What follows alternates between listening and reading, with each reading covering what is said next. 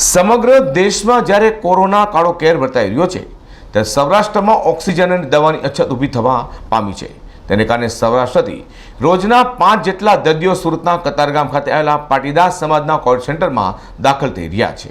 કોરોનાની મહામારીમાં જ્યારે સરકારી અને ખાનગી હોસ્પિટલોમાં બેડ અને ઓક્સિજનની કમી છે ત્યારે દાનવીરોની મદદથી સુરત શહેરમાં વિવિધ સંસ્થાઓએ આઇસોલેશન સેન્ટર શરૂ કર્યા છે, જેમાં દર્દીઓને દવાથી લઈને ઓક્સિજન અને જમવાની તમામ સુવિધા ઘરની જેમ મળે છે। બીજી તરફ સૌરાષ્ટ્રમાં પણ સરકારી તેમજ ખાનગી હોસ્પિટલોમાં જગ્યા નથી, ક્યાંક ઓક્સિજન નથી તો ક્યાંક દવા પણ નથી।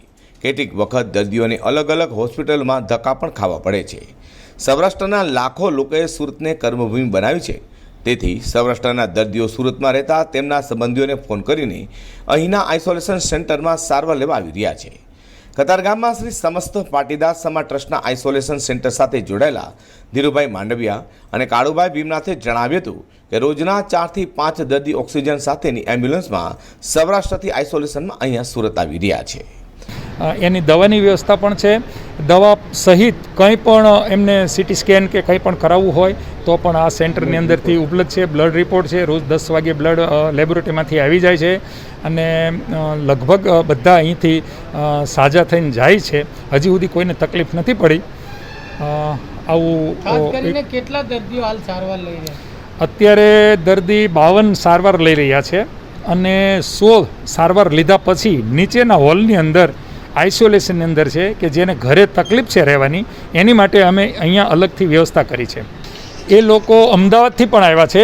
આજે કાલે સવારમાં એક દર્દી અમદાવાદથી પણ આવ્યા છે, બોટાદથી આવે છે, ભાવનગરના આજુબાજુના ગામડામાંથી આવે છે, વલભીપુરમાંથી છે, પછી સાવરકુંડલાથી પણ છે, ઉનાથી છે, એક તો મહારાષ્ટ્રમાંથી પણ એક દર્દી આવ્યા છે।